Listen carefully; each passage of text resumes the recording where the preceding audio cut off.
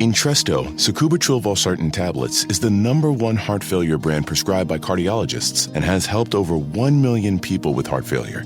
It's a prescription medicine that treats adults with long-lasting chronic heart failure and works better when the heart cannot pump a normal amount of blood to the body. Don't take Entresto if pregnant. It can cause harm or death to an unborn baby. Don't take Entresto with an ACE inhibitor or aliskiren, or if you've had angioedema with an ACE or ARB. Don't take with aliskiren or within 36 hours of taking an ACE inhibitor. The most serious side effects are angioedema, low blood pressure, kidney problems, or high blood potassium. Angioedema is swelling of your face, lips, tongue, and throat that may cause death. If it causes difficulty breathing, get emergency help. Ask your doctor about Entresto. To learn more, visit support.entresto.com or call 833-446-6699. For pricing, visit Entresto.com/cost. If you can't afford your medication, Novartis may be able to help.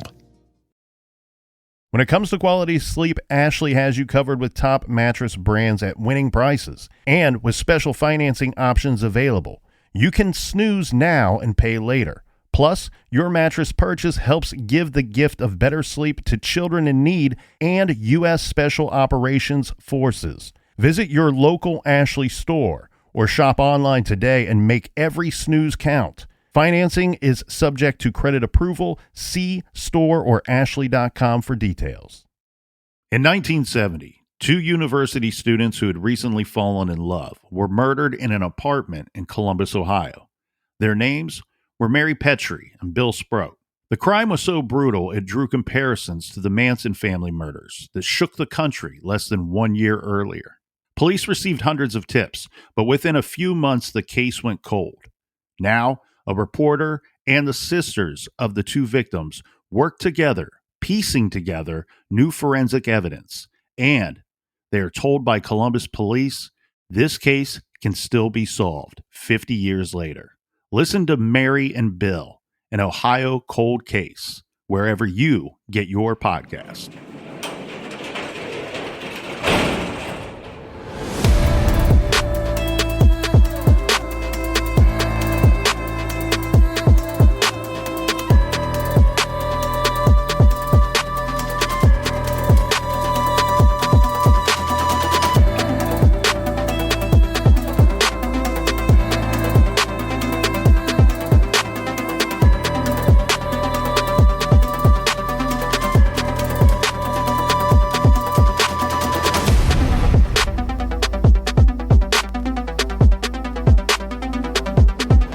Welcome to True Crime Garage. Wherever you are, whatever you're doing, thanks for listening. I'm your host, Nick, and with me, as always, is a man who has the power to help you believe again. Here is the Captain. It's good to see you, and it's good to be seen. Thanks for listening. Thanks for telling a friend.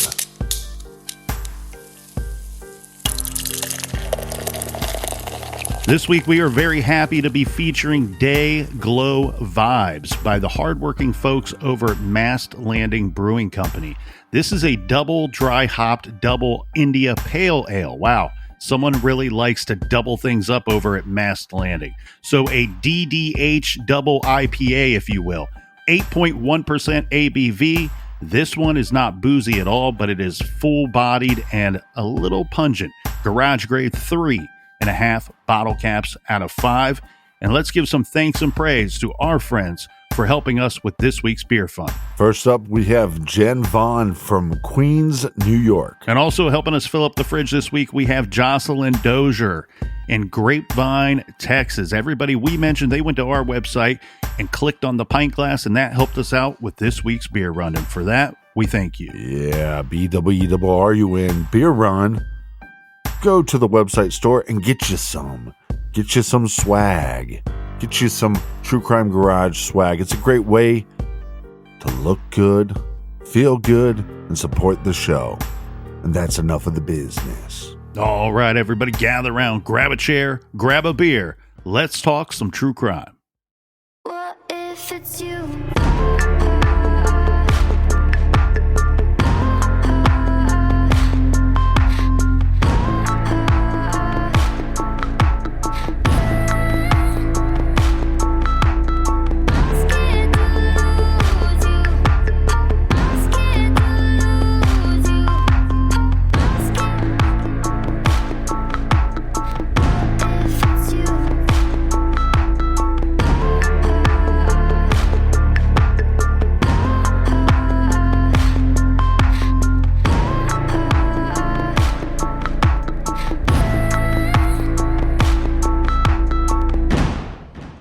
Hae Min Lee was born in 1980, and after immigrating to the United States with her mother and brother in 1992, she spent most of her teen years growing up in Baltimore County, Maryland.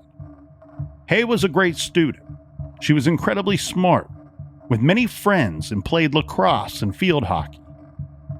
Hae attended the magnet program at her school, Woodlawn High School. This is where and when she and fellow classmate Adnan Syed really became acquainted. Adnan is a popular student athlete as well, and the two hit it off and started dating sometime in early 1998. The relationship becomes pretty serious as far as high school relationship standards go. The two go to prom together. November 1st, 1998, Hae breaks off the relationship. According to Hae's diary, Adnan does not take this well.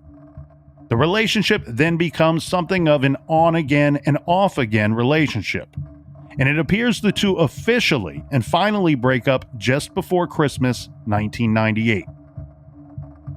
January 1st, 1999, Hae is interested in a new boy, and it's an older boy from her work.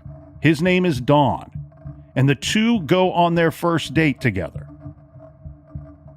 On January 13th, 1999, Hae Min Lee is last seen at school.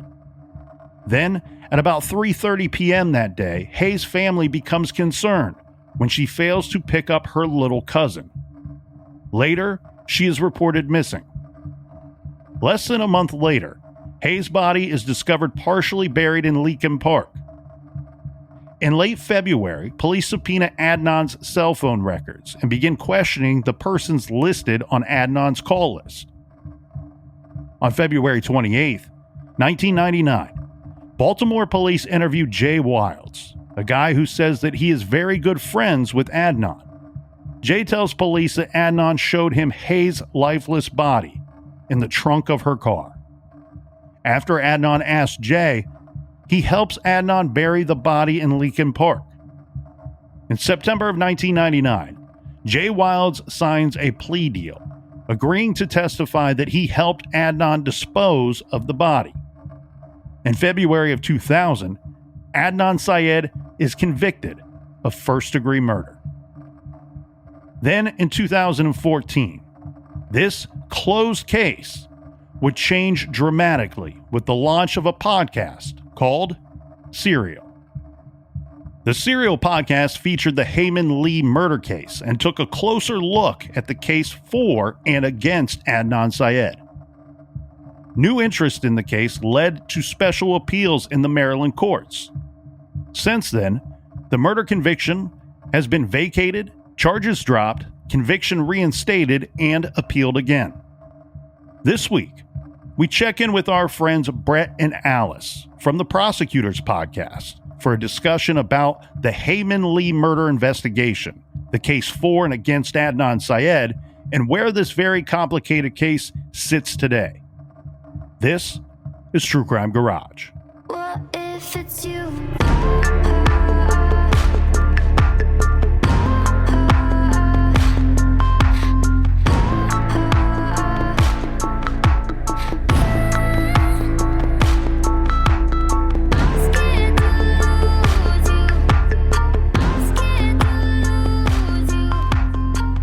Alice and Bret, two of the things that I thought you did incredibly well with your coverage of this very complicated case was to be very expansive on every different aspect of this case. The one aspect that I thought was so necessary with your expansiveness and how much you go into great detail was the timeline, because on Serial, it's a whole different packaged presentation than what you get when I tuned into the prosecutors for your coverage of this complicated case, where they're being a little more theatrical. They're kind of bouncing around a little bit, and the timeline's not so clear. In fact, the timeline they give is a very short, very brief, almost a glimpse of the true timeline. And you guys gave a very detailed and expansive timeline. obviously we don't have time to go through that here today, because I think to get through that timeline, it took, what, 2, 3 full-length episodes that you guys did? And what I want to hone in on for we got a bit of a complicated situation here ourselves, because we're going to have a lot of people that will listen to these episodes, and there's going to be a small portion of that audience that has no clue of the case that we're talking about. So they're hearing about this case for the first time. And then we'll have the large majority that are well aware and have listened to Serial, maybe even had gone back and listened to it a second or third time because it was so good. But for you, and we'll start with Alice, because she's the only lady in the room. Sorry, Captain. What were some of the key parts in the timeline for you? Yeah, thank you guys for having us on and talking about this. I think it's really important to talk about the timeline. And here's the thing about the way we structure all our episodes. We always have a timeline, and this case was no exception. And the reason it's no exception is that when you lay out the facts and you lay them out in context and in relativity to each other, a lot of the story comes through. Whether you are leaning one way or the other, the timeline is an incredibly important part of any type of case. And we always tell our listeners, we want you to think for yourselves. We want you to go to the primary sources and to engage with the evidence, and don't have someone just tell you what it is. And part of that is knowing where each of the pieces of the timeline, each piece of the case fits together in relation to another thing. Especially, I know that cell phone calls are a huge, huge deal in this case. And once you put all of these cell phone pings within the timeline and see where it fits within the story, it tells a much different story than cherry picking pieces and bits of the timeline or pieces and bits of these cell phone pings. So I think one very important thing that we do in the timeline, as we do in all our cases, is to put kind of those cell phone pings, which have drawn a lot of controversy from all sides of, the this entire kind of story, but puts them into context of where they fall and how certain stories fall apart when you look at the timeline based on these cell phone pings. Yeah, and I'll just add to that. I mean, I've been listening to y'all show for a long time, and you guys often do a timeline as well. And I think you probably see the same thing we do when you actually lay out when events occur and you lay out what's happening in relation to other things. A lot of times, by the time you finish the timeline, you actually have a pretty good idea of the story, even if you haven't gone that deep into the evidence. And I think you talk about Serial. Serial is an amazing piece of entertainment. And one of the reasons is because it kind of keeps you guessing the whole time. And we always find that we want to be entertaining, but we also want to be enlightening. And the way to do that is not to hide the ball for people. So we always want to lay out a timeline. And obviously the events of that day are important, but so are the events that surround it. When you look at their relationship, they dated for a long time. They broke up a couple of times. They got back together. They had broken up in early December, but then at Christmas, they're giving each other gifts. And you have to wonder if it wasn't in maybe even both of their minds that this is going to be a breakup like the last two. This is going to be one where they get back together. But then Hae falls kind of head over heels for Dawn. And a week before this all happens, she's changing her instant messenger profile to talk about how much she loves Dawn and how her job is to stare into his baby blues. And her number one thing is being his girlfriend. Very public thing, particularly at that time in 1999. And the kind of thing that you could imagine might have came as a surprise to Adnan. Even if he knew that she was dating this other guy, she'd been dating him for a week. And all of a sudden, she's completely replaced him with this guy. And I think when you look at that timeline, you realize that the events of January 13th, sometimes you think, oh, that was a month after they broke up. But not really. Not really. Not if you compare it to other sort of emotionally charged events that are occurring. With this case being so polarizing, especially on social media, did you guys have any hesitation to cover it? That's a great question. It is a polarized case.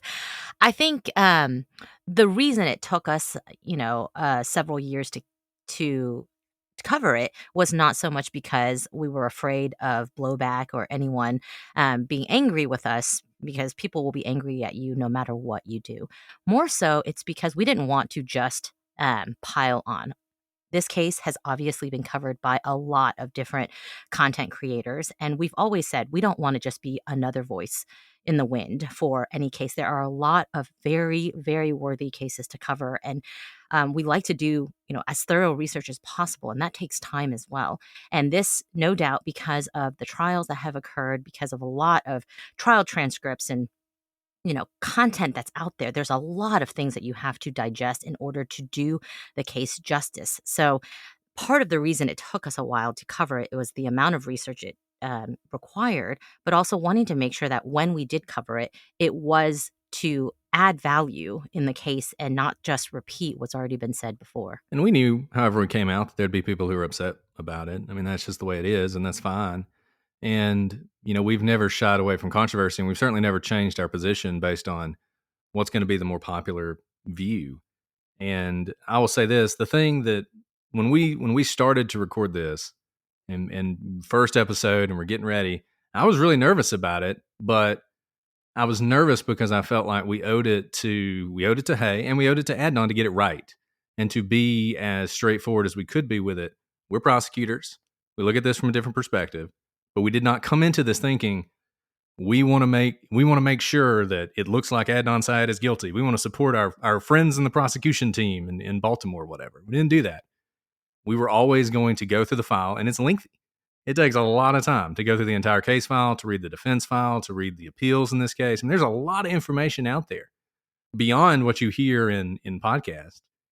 That took a lot of time, but once we got through that, a story emerged for us that we were going to share with our audience, and we were going to do that whether people were happy about the outcome or not. That's one thing that I was very curious about as prosecutors. Let's step aside from the podcast world for a moment and just go into prosecutor world. But, on True Crime Garage, we are so invested in the investigation or the manhunt, finding out who did it and then apprehending them. That's the parts that we really dive into, and we really want to cover and go through that. That's where our interests lie. But as a prosecutor, by the time you guys catch your case, they've already told you this is who we think did it, and here's a whole bunch of reasons why. So where an investigator, when they catch a case, they are often trying to sort out exactly what happened. And then even in some jurisdictions, and a lot of jurisdictions, hopefully one day, maybe all of them, that police protocol becomes, okay, this is a homicide, and we will investigate it as such until the evidence proves otherwise. But when a prosecutor catches their case, as said, they already have either a grand jury or police telling you this is who we think did it, and here's the evidence to why. So how do you guys look at a case when you first pick it up? And what do you reinvestigate everything that was done? Do you tear through everything that's done and let the evidence lead you to what you believe the outcome to be, or do you immediately start building your case against the person that they've told you? I think this is actually a place where we have an advantage, because you're right. I mean, there are some cases, and Alice and I have been involved in them, where you're with your investigators pretty early on and you really are sort of directing the investigation. Those are a lot of fun, but a lot of times you're 100% right. One day somebody walks into your office, they have a file, they plop it on your desk, and they say, "Hey, we think this guy did X, Y, and Z. Let me know if there's enough. We're ready to charge this guy." And our job when you're a prosecutor is not unlike what you're doing when you're a podcaster. You take that file and you're looking through it, and as we often say, your ethical obligation is not just to prosecute, and it is not just to win. It is to ensure that justice is being done and that the person who you are prosecuting is guilty and that there is the evidence to convict them. So when you look through that file, you're looking for, what are the elements of this offense? Do we actually prove that? How do we know this happened? What are we relying on? What is our evidence? Can you trust this eyewitness?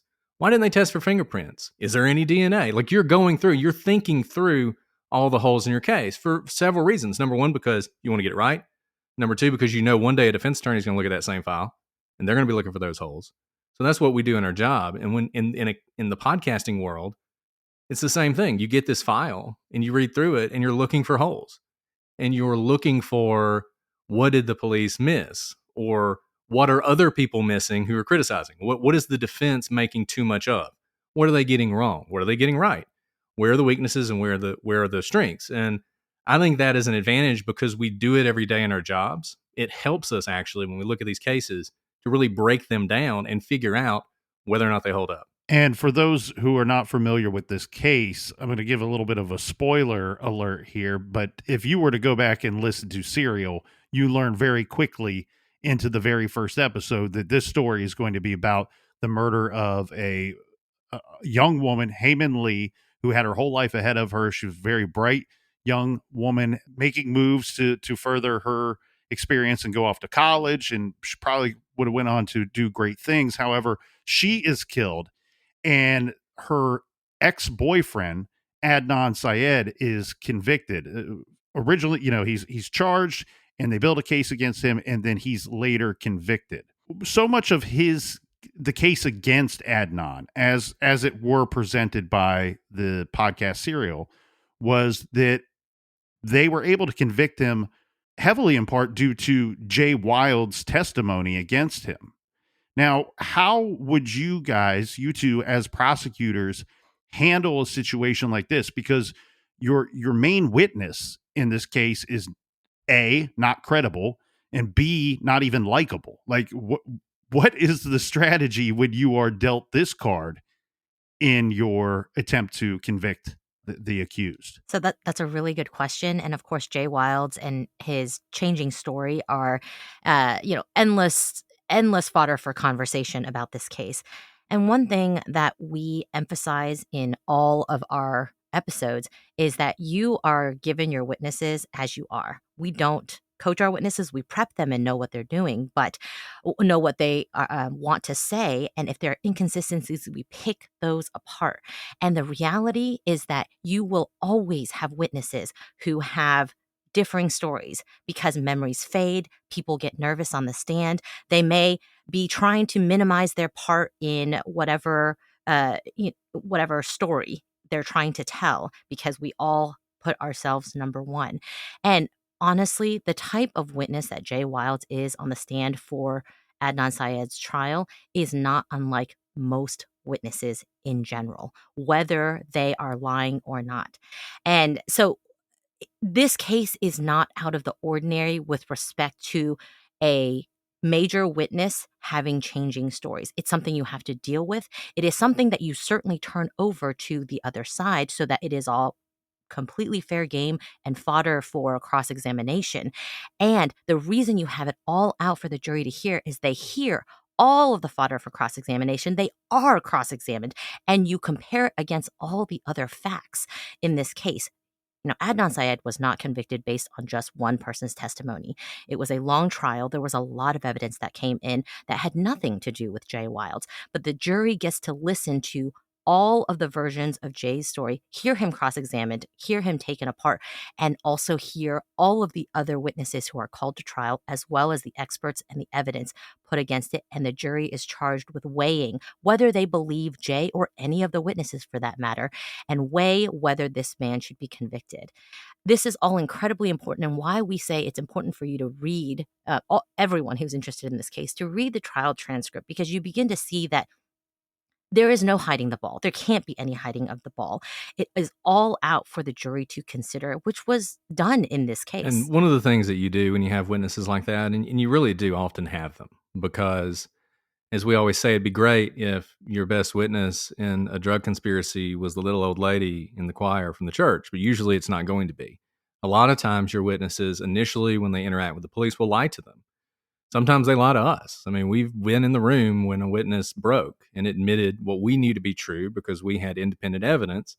And from that point forward, they were honest, but they certainly got cross-examined about that at trial. And what you have to do is you have to take the other evidence and look at it. And with Jay Wilds, he has a story that is inconsistent in many places, but is consistent in a lot of places. And we lay out those consistencies. Essentially, Jay's story is that Adnan, the day of the murder, told him to take his cell phone in his car, to pick him up later, that he was going to kill Hae. And there are cell phone, number one, he absolutely did that. There's no question. There's no dispute that he gave Jay his cell phone in his car. There's also witnesses who overheard Adnan Syed that morning tell Hae that he would need a ride because he didn't have his car because it was in the shop, which isn't true. And Adnan actually would tell a police officer that very same day that he was supposed to get a ride with Hae, but by the time he showed up, she had already left, so he missed it. So things like that are backing up this story that Jay tells. Jay knew the location of Hae's car, which up to that point had not been found. And when you look at the location of the car and you look at those cell phone pings, that night, there's an outgoing call to Jen Pusateri that pings over where the car was found. The call to Jen Pusateri was to meet them so that she could pick up Jay and take him home. Things like that are backing up his story. They're supporting his story. Adnan even says he was with Jay when he got the call from the police that Hae was missing. So there are so many things about Jay's story that aren't in dispute, facts that you just can't deny. And so even if there are inconsistencies, and there always will be, the overarching story, one that, by the way, he told to Jen Pusateri that night, and that she actually told to the police first. She's the first person to tell the story to the police, not Jay. So, if you think Jay is somehow being guided by the police to frame Adnan, well, that doesn't make any sense, because they would have had to have done that with Jen first.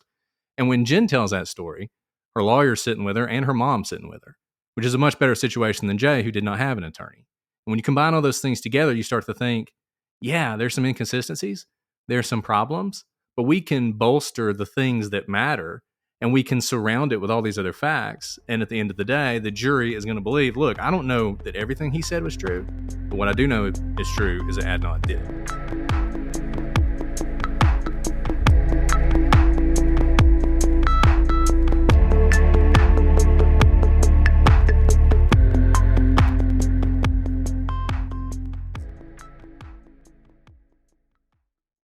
This show is sponsored by BetterHelp. Do you look forward to the holidays? Maybe you struggle with seasonal blues. This time of year can be a lot, and it's natural to feel some sadness or even anxiety about it. But adding something new and positive to your life can counteract some of those feelings. Therapy can be a bright spot, something to look forward to make you feel grounded, and to give you the tools to manage everything going on. If you're thinking of starting therapy, give BetterHelp a try. It's entirely online, designed to be convenient, flexible, and suited to your schedule. Just fill out a brief questionnaire to get matched with a licensed therapist, and switch therapists at any time for no additional charge. Find your bright spot this season with BetterHelp. Visit BetterHelp.com/garage today to get 10% off your first month. That's BetterHelp, HELP.com/garage. Entresto, sacubitril valsartan tablets, is the #1 heart failure brand prescribed by cardiologists and has helped over 1 million people with heart failure. It's a prescription medicine that treats adults with long-lasting chronic heart failure and works better when the heart cannot pump a normal amount of blood to the body. Don't take Entresto if pregnant. It can cause harm or death to an unborn baby. Don't take Entresto with an ACE inhibitor or Alice Kieran, or if you've had angioedema with an ACE or ARB. Don't take with Alice Kieran or within 36 hours of taking an ACE inhibitor. The most serious side effects are angioedema, low blood pressure, kidney problems, or high blood potassium. Angioedema is swelling of your face, lips, tongue, and throat that may cause death. If it causes difficulty breathing, get emergency help. Ask your doctor about Entresto. To learn more, visit support.entresto.com or call 833-446-6699. For pricing, visit Entresto.com/cost. If you can't afford your medication, Novartis may be able to help. Is it possible to predict the unpredictable? Can 3D printed life-size organ models help to map out complex surgeries ahead of time? Is it possible? It already is right here. Mayo Clinic. You know where to go. Rosetta Stone is the language learning program with a lasting impact. I've been using their app to learn French, and it's not just about memorizing words, but actually having real conversations. And it's not just French. They offer 25 languages. Right now, Rosetta Stone has an awesome holiday deal, 50% off their lifetime membership. Every language, unlimited access forever. For anyone keen on diving deep into a new language, check out rosettastone.com. It's a game changer.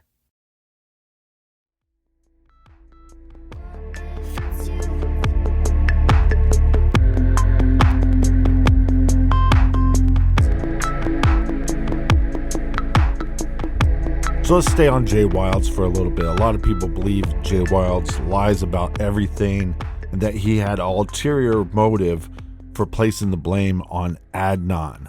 Now, a lot of people also believe that he made a plea deal with law enforcement before giving them any information. Well, I mean, I think people have speculated several things about why Jay may have made up, quote unquote, made up the story. Jay was someone with a criminal record. He was someone who sold drugs. He had been involved in altercations with the police before. His lawyer, which he did not get until much later than he should have had one. And this is something we point out when we talk about in our episodes. If you want to point to some police misconduct, some real police misconduct, Jay's second interview, he should have had an attorney. He asked for an attorney. By that point, he'd incriminated himself in this murder as an accomplice, and they didn't give him one. And when he did get an attorney, it was someone who had been a public defender, who'd actually been a prosecutor and a public defender, and had gone into private practice, who I think was the best thing that ever happened to Jay because she was a really good lawyer. And I think she recognized some of those issues and was able to get him a pretty good deal. Now, one thing I'll say about that, the deal he made was he would plead guilty to accessory after the fact, which is a very serious felony. And, he was looking at up to 5 years. I think everybody thought he would get time. But I think if you read between the lines, what actually happened there was some of the things that had happened when the police were talking to him led the judge to go ahead and give him probation instead. It's a good deal, but I think it also helps Jay that, at least according to the story he tells, his involvement in the crime is all after Hae is deceased. And I think this is very important because for so long when I looked into this case, I thought, well, of course Jay is lying and he has reason to lie and he's not going to face any consequence. But that's not true. He was going to face consequences for his actions and for his involvement in this murder case. No, that's 100% right. I mean, the first time they bring him in, it's not like he's sitting there with his lawyer and has an immunity agreement on the table. He walks right into, and this is not unusual either. I mean, we see this all the time, and I'm always surprised by the number of people who in their first conversation with the police will admit to everything. And then they get a lawyer involved, and the lawyer's like, man, I wish you just asked for me earlier, right? And Jay, that first interview, he walks right into this accessory charge. And he was looking at a good amount of time the first time he's told this story. So yeah, you're absolutely right. That deal that he ended up making wasn't made until much later when he finally did get a lawyer, frankly, much later than he should have. And I think if anybody would have had a complaint, let's say he had gone to trial and been convicted, I think he actually would have had a pretty good argument on appeal that a lot of his statements were taken in violation of his constitutional rights. Now, that doesn't help Adnan Syed at all because Adnan can't defend his constitutional rights, but do not mistake our sort of general defense for the prosecution in this case to mean that there weren't some real misconduct going on. There absolutely was, which is probably not surprising to most people who are familiar with Baltimore. It's just, it didn't really involve Adnan Syed so much as some of the things the police did when getting Jay's story were in violation of his rights. Well, and let's stay on that a little bit there for a second with the conspiracy theory that the Baltimore police wanted to do a frame job on Adnan Syed and that they actually knew the location of the vehicle, the missing Hae Min Lee's missing vehicle, and that they kept that, purposely had Jay lead them to the vehicle, even though they, again, according to the conspiracy theory, already knew of its location or may have placed it there. Through and through. Blue blood right here. And that's not going to change. However, we've covered enough cases in the Baltimore area to see obvious, clear signs of corruption with certain pockets of that police department and other politicians in that city as well. So if it were to be the strangest of conspiracies that were to be true, Baltimore's a likely venue for that. But what would be the motive? I don't understand what the motivation would be or where that conspiracy, the seed of that conspiracy theory even comes from. It's a really good question, and there is a lot to unpack there. And look, we we are the first ones. We'd like to think that we are the first ones to call out police misconduct when we see it. It absolutely does exist. And we'd like to think, and we do think in our experience, that it is a small percentage of what there is. But let's talk about this particular case and the Baltimore police here.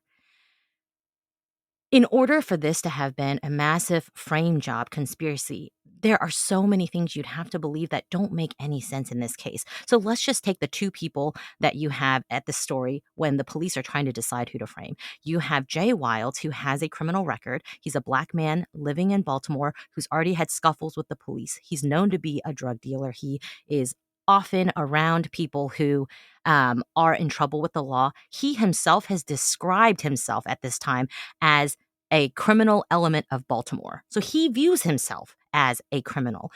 And then you have, on the other hand, Adnan Syed, an honor student who regularly attends mosque with his family, is involved in his mosque, and he is in the honor classes with the rest of the honor students, applying for colleges, likely going to get into college, a smart boy, a very popular student at Woodlawn High School. He is the prom prince. He's not only liked by students, he's liked by teachers.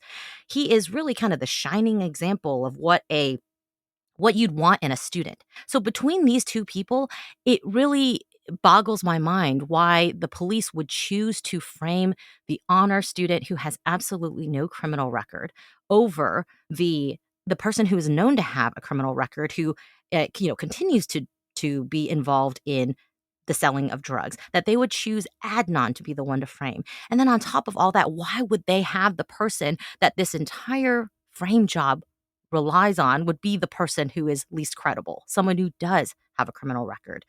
And if, in fact, they wanted their entire frame job to rely on Jay Wilds, someone who, in the court of law, as we've already seen, is going to have a lot of credibility issues, why would it be that the main point of their frame job would be to have him lead them to the car when they've already put out a bolo, be on the lookout for every police officer to be on the lookout for Hae's car for weeks, and they're not able to find it? I mean, those of us who work in law enforcement or are law enforcement adjacent recognize that even if you're alleging corruptness within a department, there are many individual actors within a department. Usually, a bad actor is not going to be an entire department. Think about all the people. You can barely get people to turn in their timesheets on time, much less all be part of this big conspiracy where there's a be on the lookout for Hae's car and no one happened to accidentally slip up and actually find the car. If you're the police, and say, be on the lookout, but don't actually be on the lookout because we're going to have our criminal element of Baltimore find the car for us so that he can be our main witness against this honor student. I mean, that is such a difficult and also, frankly, stupid frame job. Don't put out the bolo. Pretend to put out a bolo, but don't actually put out a bolo. It wasn't a pretend bolo.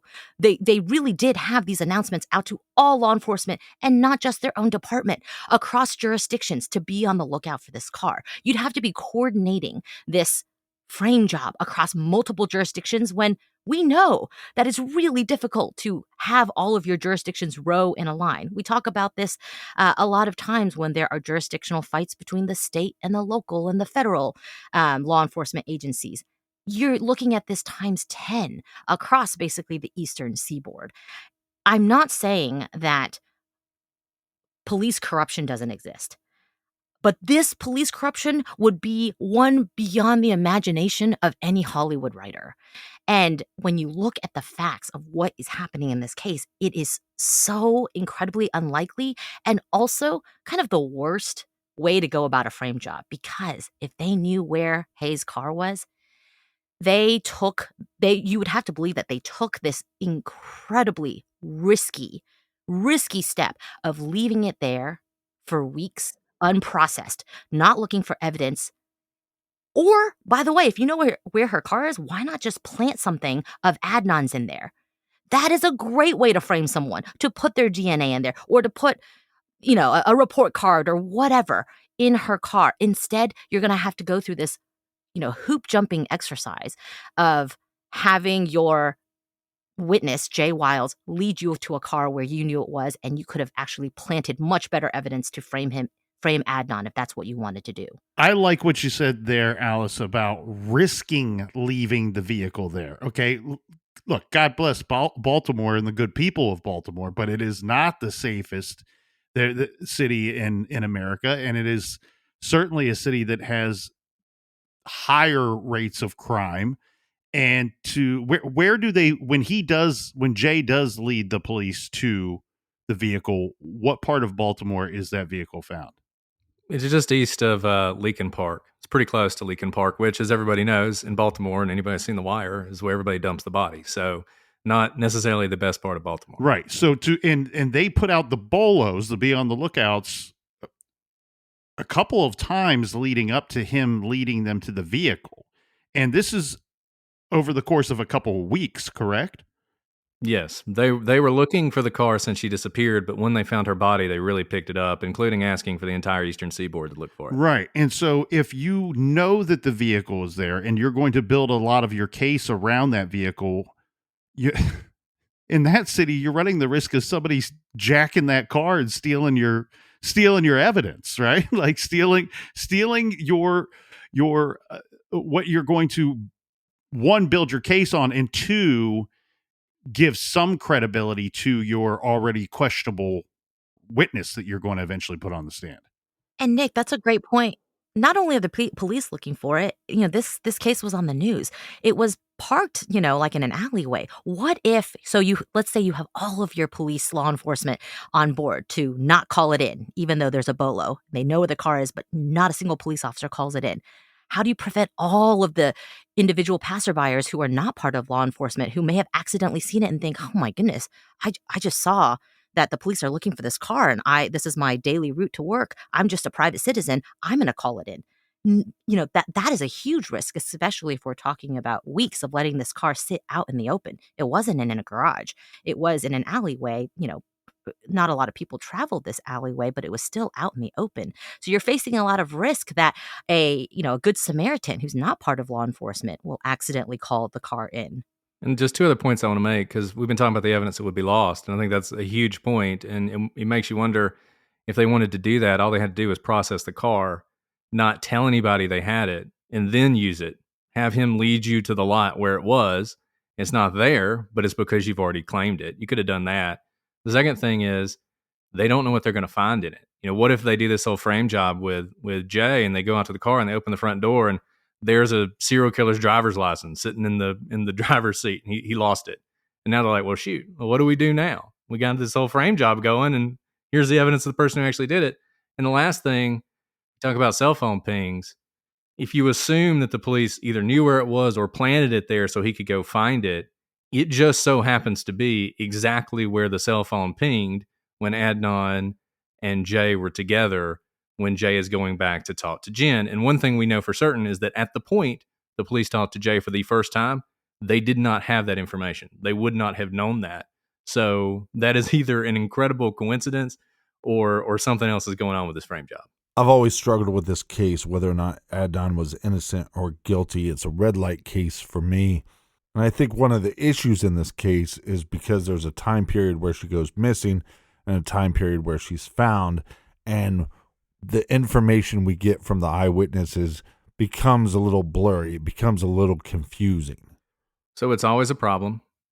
Everybody talks about this. You guys talk about it on your show. The more time between when someone goes missing, when the police go into action, when a body's found, when a suspect is arrested, when witnesses are interviewed, the more time that passes, the more you're going to have confusion. And you have that in this case.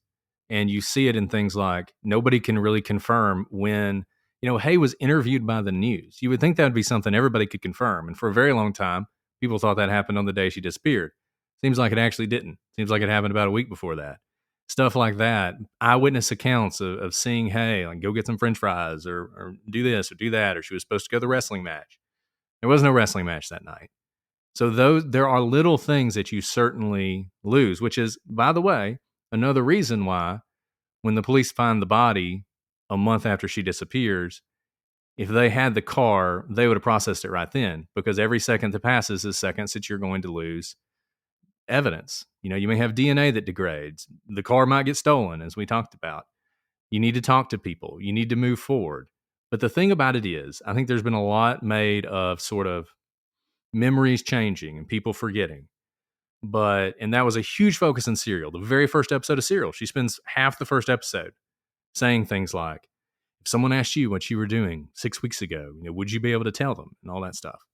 But there are some huge pieces of information that we knew immediately. There's this eternal debate about whether or not Adnan asked Hae for a ride. That day, that very day that she went missing, he told a police officer he asked her for a ride. So, we can debate that, and we can debate how people's memories shift, and maybe people forgot certain things, but we have contemporaneous evidence that he did that.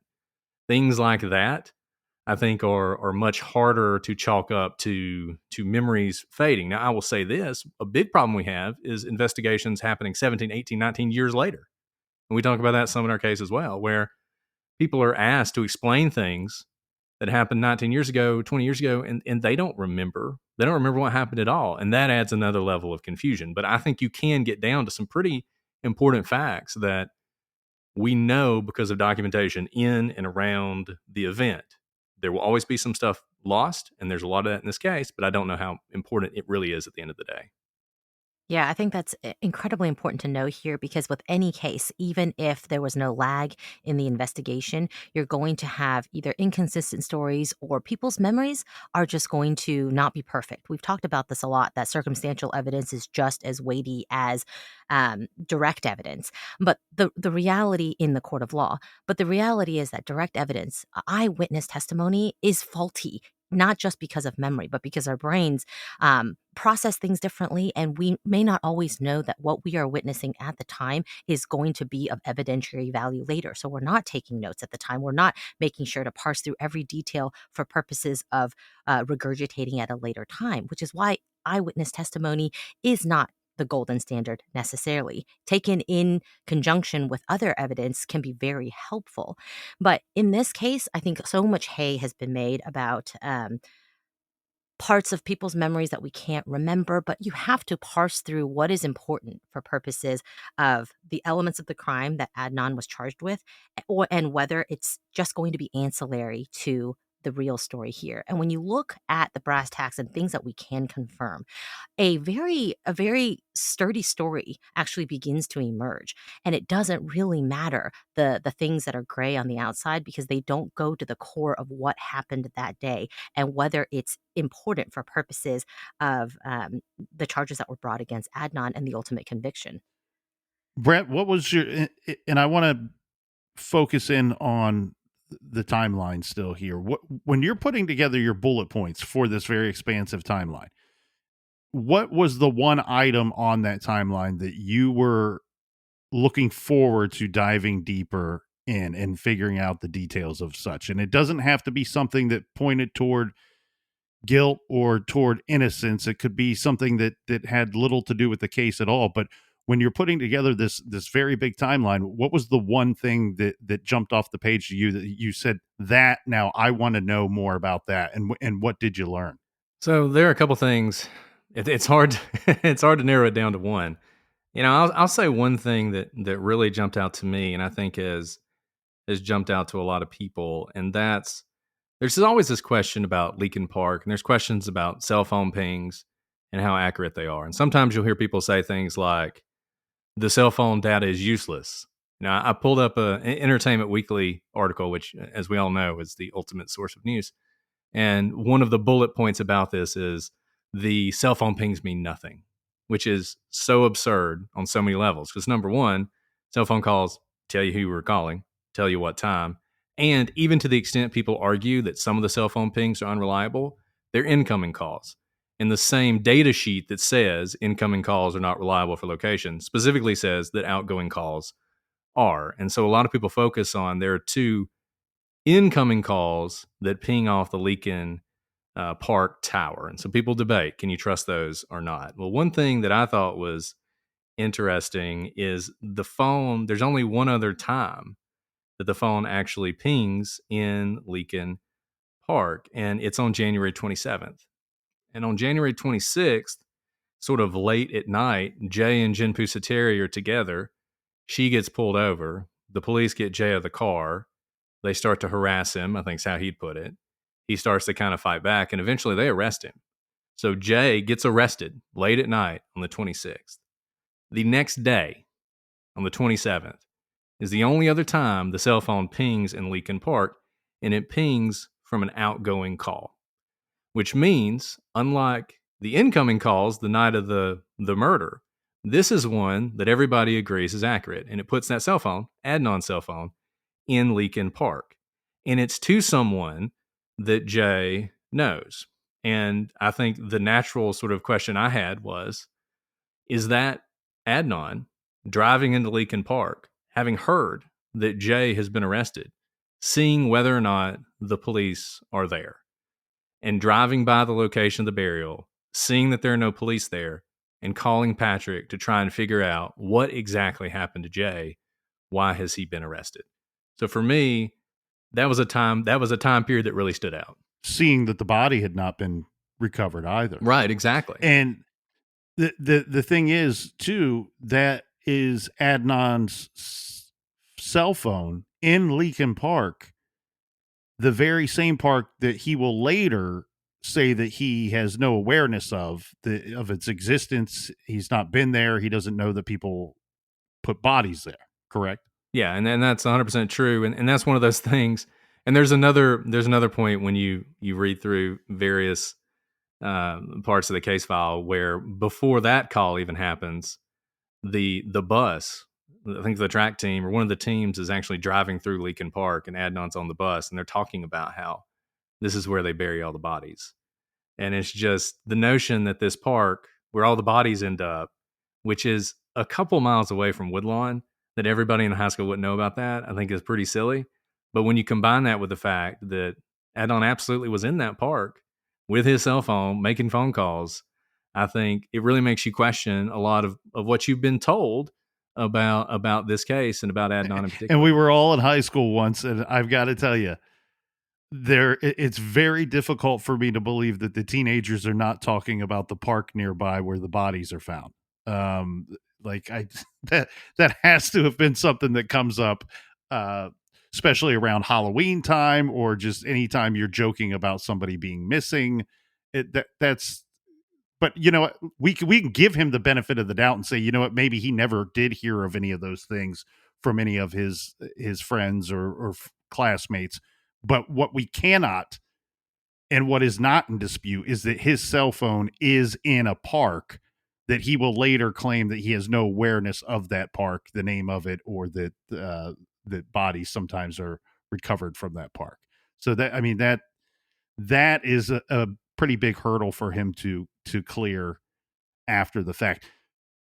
Alice, for you, what was the moment on that timeline for you that you wanted to learn more about? Again, it doesn't have to have anything to do with innocence or guilt, but just something that jumped off the page that caught your attention that you wanted to learn more about. And what did you learn?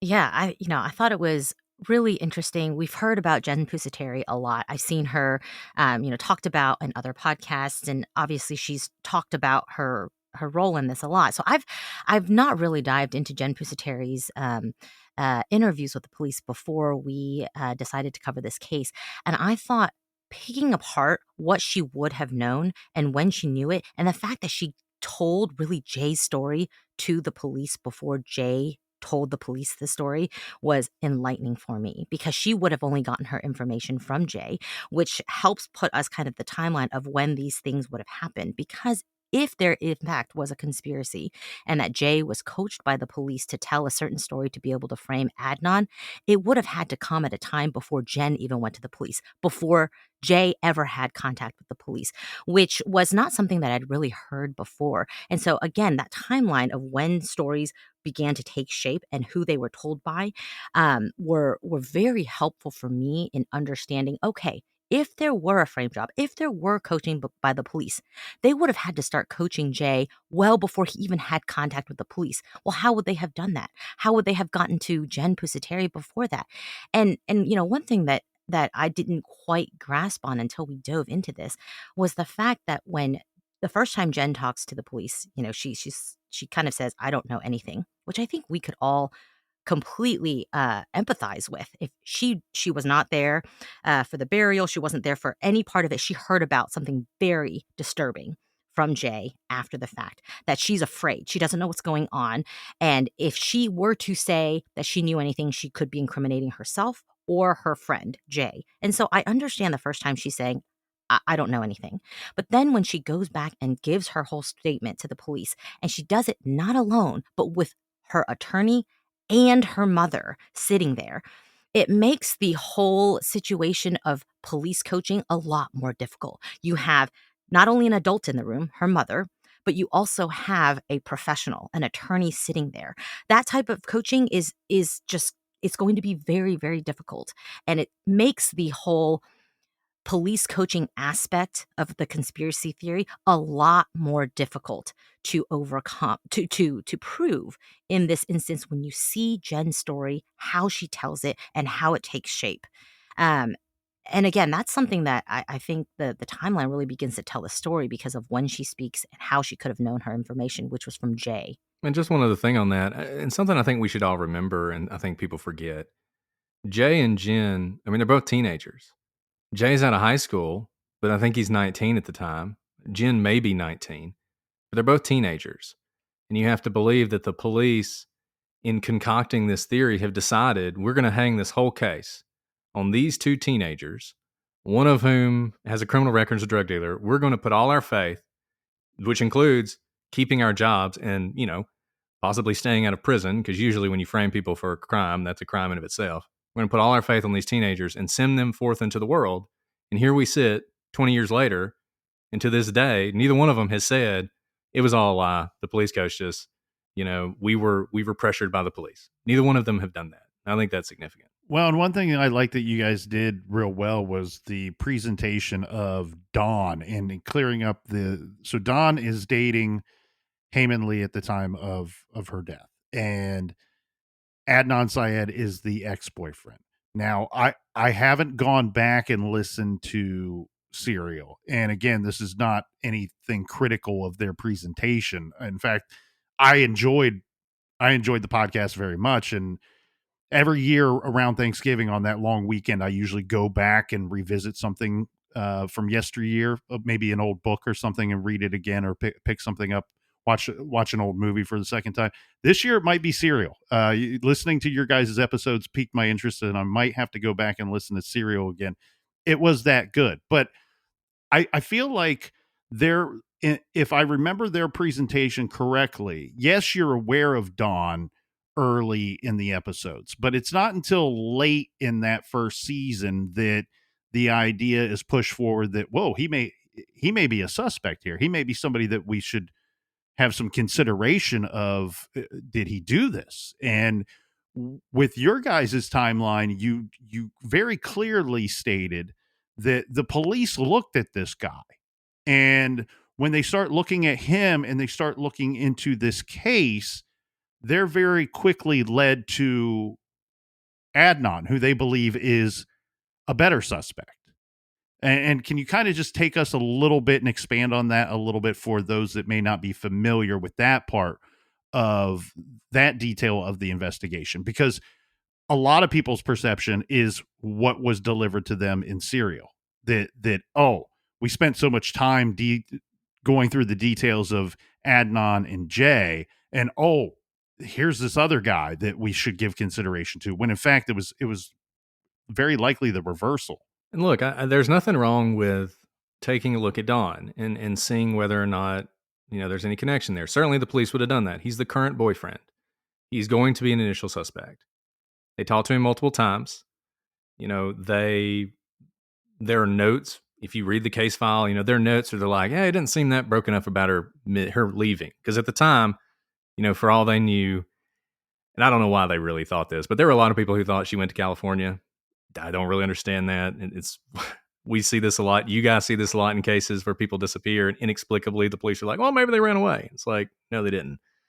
But there's nothing wrong with looking at him, eliminating him as a suspect, and moving on. But the problem you have, and why we need to move on from Dawn, is when you look at the timeline, Hae is supposed to pick up her cousin. I believe it's her cousin. Some people say it's her niece. I'm not 100% sure, but she's supposed to pick up her cousin at around 3:30 at her school. She's very conscientious about that. She does it every day, and she doesn't pick her up. And what we all know for certain, knowing Hae, and knowing that fact, is that by that point, whatever was going to happen to her had happened. Now, maybe it was she'd been kidnapped and she was killed later. Maybe it was she was killed. But the criminal action had happened. And you have Dawn, who is working. Dawn, who has a time card, a computerized time card that can't be changed later without it showing up on the time card, who is not, he's still at work at that time. There are people who say he's still at work. The opportunity for him to do that in that time period is not there, nor is the motive. He'd been dating Hae for 2 weeks. By all accounts, they were very much in the honeymoon phase. That Hae's last diary entry, the night before she died, is this lovey-dovey thing about Dawn. Somehow you have to believe she went from that to they get into some kind of altercation at a time when he's supposed to be at work.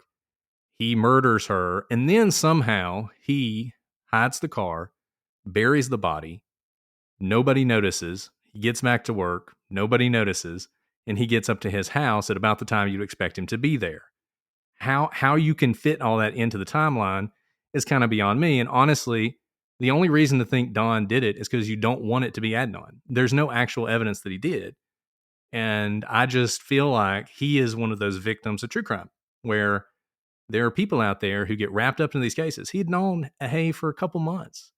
He dated her for a couple weeks. For his entire life, he has had to deal with people questioning whether or not he murdered her. And that's just another tragedy on top of a lot of the tragedies in this case. Yeah, that may be a little bit of a misfortune, but he was dating a girl that went missing.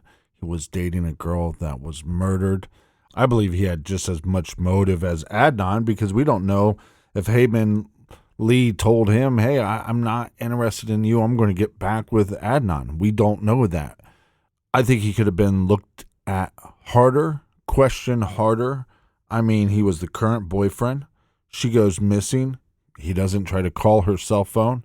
No record of that. A lot of people state that she was actually going to meet Dawn before she actually picked up her cousin.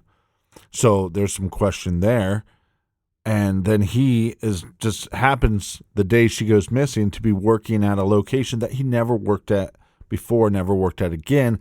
And the time card, I believe, was handwritten by his mother's girlfriend. I mean, there's just enough for me that he should have been looked at harder. Well, I'll just address a couple of those. Number one, that wasn't the day she said she was going to meet up with him. This is one of the things people get wrong. The day she said she was going to meet up with him was the day that they were going to play Randallstown in wrestling. And she had written a letter for him that she was going to leave with him. That actually was a week before. We know that because the person who said she was going to meet up with him was the other scorer for the wrestling team, and she was very upset when she didn't show up.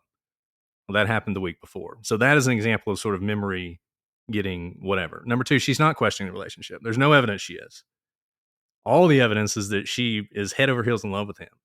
Number three, I can show you the computerized time card, which you could not enter more than a couple days after this happened. So you would have to believe that whoever's helping him get away with this is doing it knowing that he's killed someone and doing it before the body's even found, which I also don't find to be very believable. As far as the phone calls, two things. Adnan never called her either, but people say he never called her. That's not actually what he said. He said he couldn't recall whether he ever called her. Number two, he was over at their house. He was visiting with Hae's family a couple days after this happened. So this notion that he had no concern about her and wasn't worried about her, it just isn't true. When you're diving into a case that's so polarizing and the evidence is drawing you to the conclusion that Adnan is guilty, was there a piece of evidence that kept steering you to the direction of maybe that he was innocent?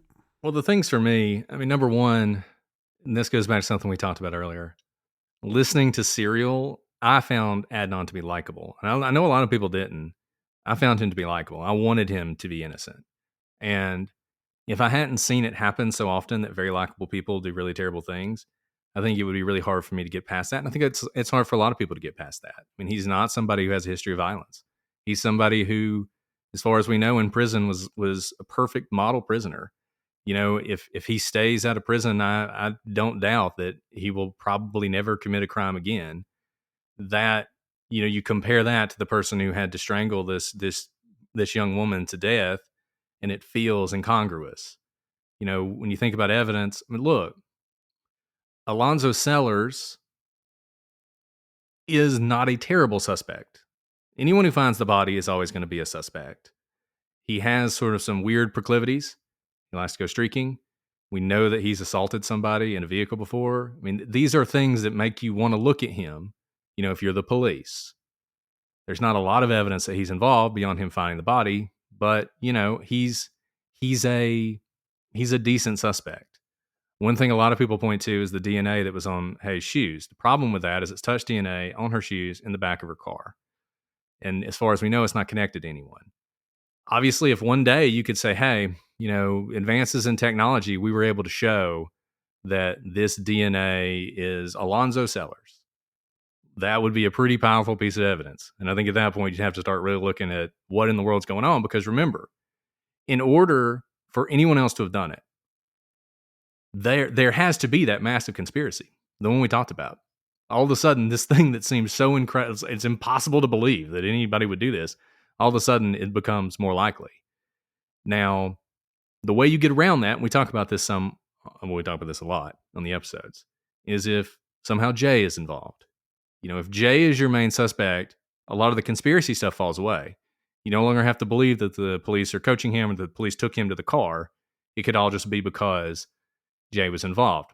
Problems with Jay has the same problems as a lot of people. There's no apparent motive. And because Adnan puts himself with Jay pretty much the entire day, it's hard to even imagine how Jay could have done it and Adnan not been involved. So, you know, there's no huge red flag sticking out to me. I think, and Alice and I talk about this sometimes, you look at a case based on the evidence you have. If one day there's more evidence, that's when you start to reevaluate it. But given what we have now, I think you have a really strong case that Adnan's involved and very weak cases against most of the other people that you think of as being possible suspects. Yeah, and you know, I think that's what's really hard about this case is Adnan, to me, is a very likable person, and I find no joy at all that we conclude that the evidence absolutely points to Adnan being guilty. I don't want this honors student who, by all accounts, was going to be a very productive member of society to be a murderer. To be a murderer who, you know, is shut away and no longer able to contribute to society. I think this is a tragedy, not only for Hae Min Lee, but also for Adnan and what he could have become as well. But like Bret said, too often we see cases where people who seem like they couldn't do horrendous things are not only capable, but they do it. And it often happens to be the person who looks to have, you know, their act together, to have no proclivities to do any criminal element. But we see that enough to know that we can't just buy into what a book looks like on its cover. And so, as much as I don't want Adnan to be guilty, I can't ignore the evidence that seems so clear here. And there wasn't a piece of evidence that I thought, man, I don't know, that this could be the bit that makes him innocent, but I'm just going to ignore it. There really was none of that. And remember, it's a game of not just making sure the evidence fits Adnan's conviction, but rather, if not Adnan, who else? And in this case, every single viable suspect truly falls away when you take a hard look at the evidence. And the only one that it really points to when you look at the evidence is Adnan, whether you start there or not. And the evidence absolutely led me to his guilt. I do want to say this. It's only a tragedy for what Adnan could have become if he is innocent. If he did do this and he got caught, got convicted, what he would have become is very likely an abuser, or he would have impulsively killed somebody else at some point. So I do want to be clear about that in my feelings anyway. But you're absolutely right, Alice, that the evidence, to me, when you review the totality of it, it suggests that portions of Jay's story are truthful. And then if you were to take that bit of knowledge, then you have to go, okay, well, if parts of his story are the truth, then you're only left with really three conclusions, in my opinion, when you start talking about other parties. And if this unknown person did it, or if Dawn did it, very quickly they become problems. There's clear problems with those other suspects because of the evidence. The evidence suggests that some of Jay's story is correct, and so that means three possibilities to me. Jay did it, Adnan did it, or the two of them did it together. I think that's right. I don't know how you get past that. And we talk about the cell phone pings and once again, what's helpful and what's not helpful. And if you believe, I mean, look, there's a tight timeline here. And the fact that there's a tight timeline, it helps Adnan on the one hand, because he can say, and he says this in Serial, and in the prosecution, in my view, in their opening statement, and I think in their closing as well, made a mistake saying that the 236 call was the "she's dead, come get me" call, because that made the timeline even tighter. And there's no reason to think that's true. Jay doesn't say that. Jay doesn't testify to that. And there are other phone calls that make more sense. But if you put that aside for a second, put the 236 phone call aside for a second, you have a situation where we know Jay has the cell phone in the hour around when Hae would have had to have gone missing. And he's making calls. And he's taking calls. And all those calls are pinging away from the high school. So if he's not near the high school where Hae is, and he's actually south of the high school, and Hae eventually is going to make her way north of the high school to pick up her cousin, where is the opportunity? Assume for a second that, well, it doesn't matter, I guess, whether Adnan's doing it, but where is the opportunity for Jay to have been involved in the actual kidnapping and murder of Hae? Because his cell phone, and by his, I mean Adnan's, doesn't start to move towards the Best Buy until more like 3:15, at which point she's definitely been grabbed. That's when it starts moving towards the Best Buy. Then it's at the Best Buy for a little while. Then it starts moving towards Woodlawn. And we know that Adnan has, or at least Jay says, and not only Jay, Jen says in her first statement to the police, she says Adnan told Jay he had to go to some practice of some sort. She wasn't even sure what kind. She just knew that he was supposed to go to some practice so he could be seen, so he'd have an alibi. And what do you see? You see the cell phone start moving north towards the high school. According to the track coach who testified at trial, that track started around 4 o'clock. Jay's making phone calls at 3:48 next to Woodlawn High School. So exactly where he'd need to be dropping off Adnan so he can go to track practice. You look at that stuff and it's like, how is it possible for Jay to have done this by himself?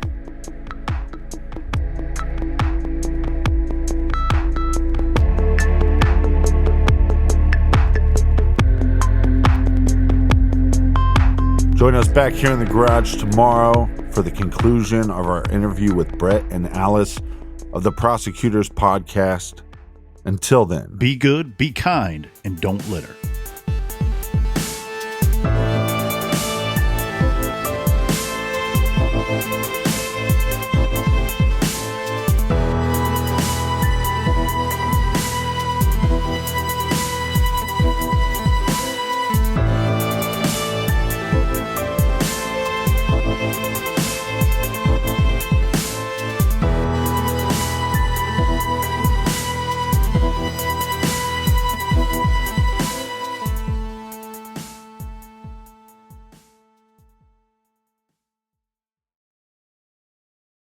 Entresto, sacubitril valsartan tablets, is the #1 heart failure brand prescribed by cardiologists and has helped over 1 million people with heart failure.